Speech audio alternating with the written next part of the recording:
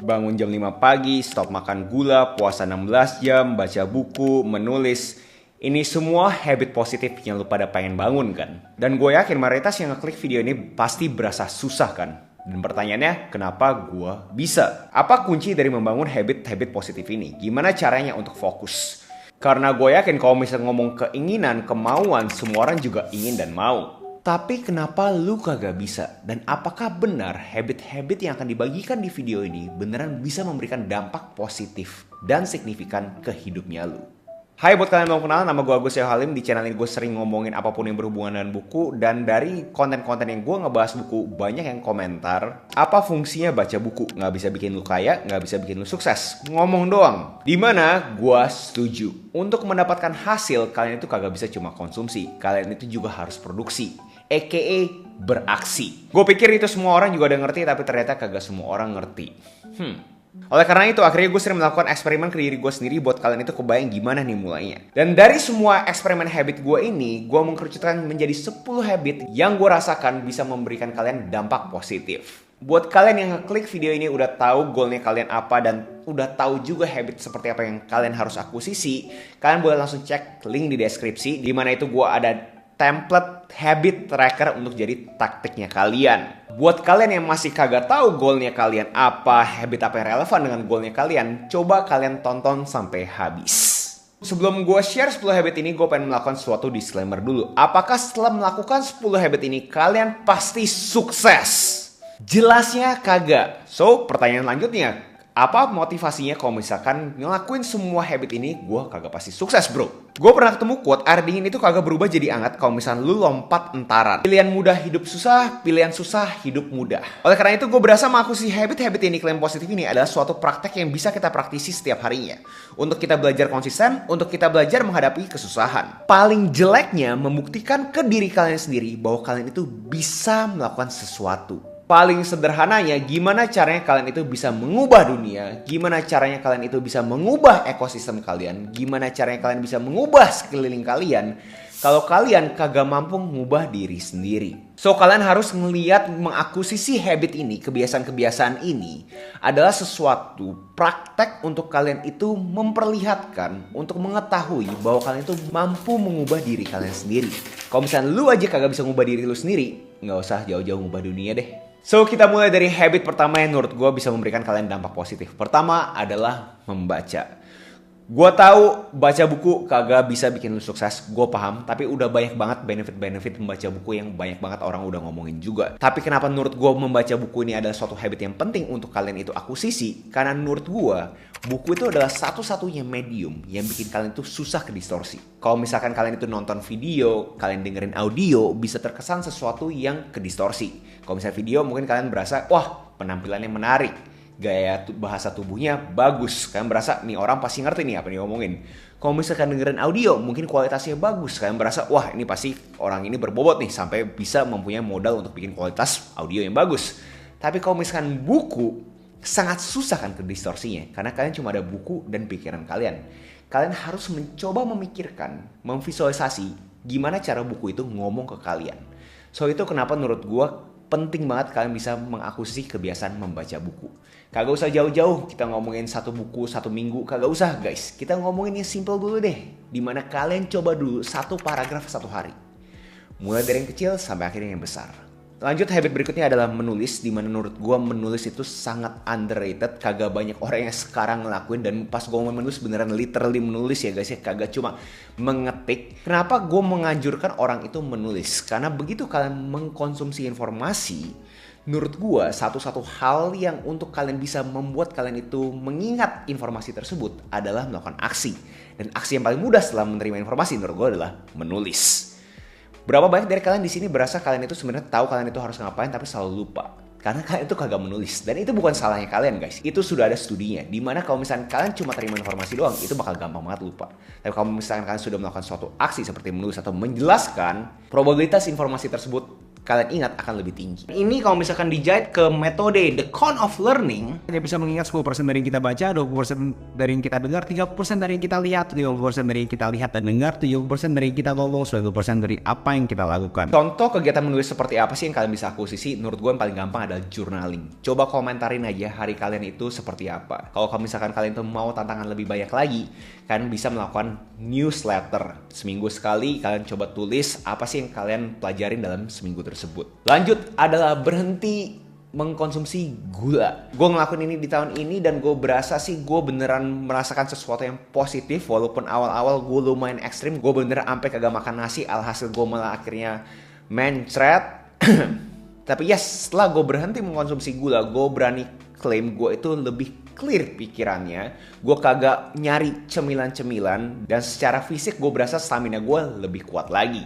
Habit ini sangat gue rekomendasikan buat kalian yang juga pengen melakukan turun berat badan, weight loss. Karena gue beneran turun berat badannya lumayan ekstrim juga selama 30 hari. Lanjut adalah mandi air dingin di pagi hari.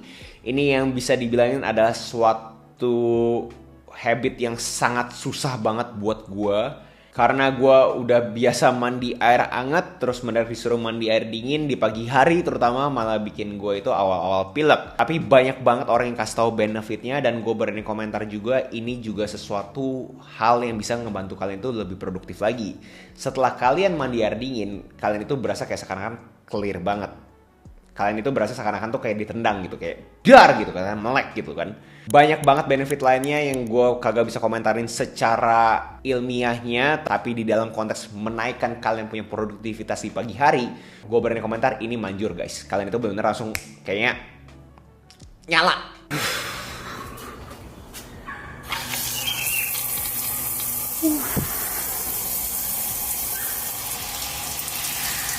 Lanjut ada yang namanya intermittent fasting, di mana ini adalah kalian itu mempunyai jam makan. Pada umumnya orang-orang itu melakukan 16 jam puasa, 8 jam makan. Gue juga rekomendasiin ini, terutama kalau misalnya kalian yang sama seperti gue, di mana kalian itu tanda kutip orangnya frugal atau kalian itu tanda kutip orangnya pelit, tidak mau melakukan suatu pengeluaran yang tidak perlu. Ini cocok banget buat kalian. Kenapa? Karena kalau misalkan kalian udah punya jam makan, kalian itu mengeluarkan uang juga pas di jam makan tersebut. Alhasil kantong kalian juga bagus. Gue udah ngelakuin ini lebih dari 5 tahun dan ini salah satu habit yang gue masih akuisisi sampai sekarang.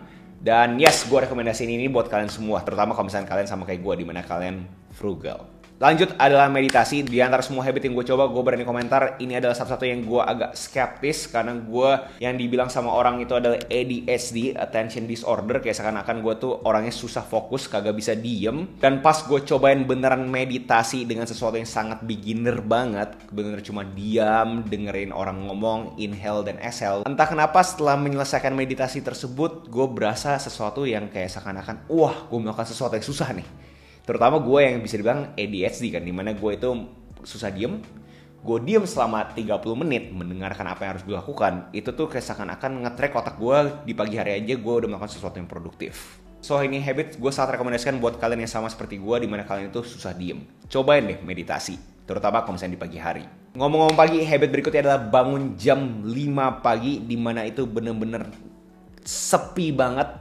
Kalau misalnya kalian yang hidup di kota, kalian pasti tahu kalau misalnya kalian udah masuk ke jam kerja, jam 7, jam 8, jam 9 itu udah ramai banget notifikasi-notifikasi yang masuk kalian punya handphone. Tapi kalau misalnya kita bangun lebih awal daripada itu semua, kayak terkesan kita itu bisa mempunyai waktu sendiri kan. Di 2-3 jam pertama ini, kalian itu bisa mengkontrol waktunya kalian. Dan menurut gue itu adalah sesuatu yang sangat positif. Dan banyak orang kayaknya agak bingung, kayak bangun jam 5 pagi mau ngapain bro? Gue rekomendasiin kalian adalah untuk langsung beresin tempat tidur dulu. Kenapa kalian beresin tempat tidur dulu? Karena kalian akan merasakan suatu kemenangan kecil di pagi hari. Kalian bangun, beresin tempat tidur. Itu akan nge-track otak kalian bahwa kalian itu sudah melakukan sesuatu yang produktif. Dan akhirnya memberikan momentum snowball effect ke harinya kalian. Habit berikutnya adalah kerja. Terkesan bego, tapi coba dengerin gue dulu ya. Menurut gue kerja itu adalah habit juga loh. Kalau misalkan kalian berasa kerja itu ada suatu kewajiban, bukan suatu habit yang kalian tuh harus work on, yang kalian harus improve, gue rasa kalian itu akan stuck di sana-sana aja. Tapi kalau misalnya kalian berasa kerja itu ada suatu habit yang kalian harus kembangkan, adalah suatu skill, suatu kemampuan, kalian akan berasa, oh berarti gue harus kembangin terus nih. Tiap tahun kalian itu harus naik level. So ini gue rasa semua orang harus ngambil habit ini, dimana kalian harus tahu kerja itu jangan stagnan. Kalian itu harus selalu naik level. Kalau misalnya kalian berasa lingkungan kerja kalian itu tidak memberikan kalian kesempatan untuk naik level, coba cari side hustle lainnya. Coba cari kerjaan sampingan, dimana kalian bisa naik level di kerjaan sampingan tersebut. Yang paling generik dan yang orang-orang suka lupa adalah exercise, olahraga. Olahraganya kagak usah ekstrim seperti kayak sekarang kalian itu harus berolahraga yang membutuhkan banyak orang. Kalian itu melakukan suatu workout seperti jalan kaki, nge-gym aja juga udah cukup. Poinnya adalah kalian itu bisa bikin kalian punya tubuh itu beraksi. Gue setuju banget dengan quotes yang dimana healthy body, healthy mind. Ini belum dibuktikan secara klinis, tapi gue klaim setiap kali gue tanda kutip mau sakit dan gue malah olahraga, entah kenapa gue berasa seakan-akan gue udah sehat lagi. Batasin kalian punya penggunaan teknologi. Gue kagak tahu berapa banyak dari kalian yang seumuran sama gue, secara data sih harusnya dikit. Dimana kalian tahu banget sekarang kalau misalkan anak-anak itu butuh banget yang namanya gadget. Bukan di dalam konteks mereka itu cuma nonton loh, tapi informasi sekolah, kerjaan sekolah, semua itu juga gadget kan. Jadi keluarga gue itu bisa dibilang tuh ketergantungan dengan gadget. Dan menurut gue sangat sehat kalau misalnya kalian itu bisa sebulan sekali atau bahkan seminggu sekali itu benar-benar gadget free. Atau versi mudahnya, kalian limit kalian punya screen time setiap harinya. Contoh, kalian cuma boleh konsumsi handphone dalam waktu 2 jam. Contoh lainnya, kalian cuma boleh konsumsi handphone kalau misalnya kalian itu sudah produksi. Gue percaya banget rasio konsumsi ke produksi kalian itu harus lebih tinggi produksinya dibandingkan konsumsi. Itu baru produktif. Terakhir adalah tidur 6 jam. Ini mungkin bisa digeneralisasi adalah tidur sesuai dengan kalian punya jam biologis, dimana ada yang bilang itu semua orang beda-beda, tapi banyak saintis yang sudah setuju minimum tuh 6 jam. Dan gue pribadi sendiri, kalau misalnya di bawah 6 jam, memang gue berasa gue punya kualitas harinya gue menurun. Gue gampang cranky, memilih keputusan yang salah, memilih keputusan cepat-cepat. Tapi kalau misalnya sudah kena minimum 6 jam tersebut, gue berasa gue bisa melakukan hari gue dengan baik. So, pastikan kalian itu tidur yang cukup. Dari semua habit-habit ini, kalian bisa pilih mana yang cocok dengan kalian punya goal, mana yang kalian berasa kalian itu worth it untuk kalian akuisisi. Dan pertanyaan berikutnya adalah tips untuk mulainya apa kan? Tips untuk mulai adalah lakuin aja. Terkesan sangat gampang banget. Tapi gue setuju kalau misalnya ngomongin halangan pertama di setiap orang untuk mengakuisisi habit positif adalah mental. Karena mereka tuh gak mau terlihat bego. Mereka tuh kagak mau berasa bego. Mereka gak mau berasa gagal. Dan itu bukan salahnya kalian loh. Entah gimana caranya, otak manusia itu memang mengantisipasi rasa sakit. Mereka kagak mau kita tuh merasakan sakit. Mereka mau melindungi kita. Tapi seperti yang gue bilang, kalian salah, kalian gagal, sebenarnya itu bagus. Layaknya kalian olahraga, kalau misalkan ada stres, otot kalian tuh malah mengembangkan. Sama dengan otot-otaknya kalian. Kalau misalkan ada stres dengan dosis yang tepat, otak kalian pun berkembang. Jadi jangan takut untuk mulai. Mulai aja dulu. Kagak usah banyak-banyak. Sehari aja dulu. Dan pastikan kalian implementasi yang James Clear bilang 2 days rule. Jangan pernah absen 2 hari berturut-turut. Sehari kalian merasa it's okay guys. Tapi sampai 2 hari berturut-turut, menurut James Clear itu adalah salah satu indikator kalian itu akhirnya tidak menyelesaikan akuisisi habit positif tersebut. Dan bonus tips untuk mulainya adalah kalian tuh melakukan to-do list.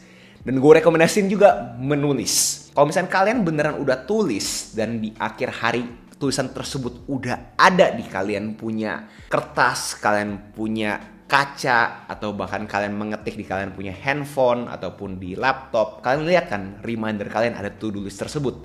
Kalian jadi mau kagak mau, kalian berasa, aduh gue harus kerjain nih. Jadi ini tuh semacam ngehack otak kalian kayak, anjrit masa gue kagak bisa sih. Poinnya adalah sentil ego kalian. Begitu ego kalian kesentil kayak, wah masa gue kagak bisa beresin hal kecil seperti ini, ego kalian akan bergerak. Buat kalian yang masih agak bingung template-nya seperti apa, sekali lagi gue ada habit mastery tracker.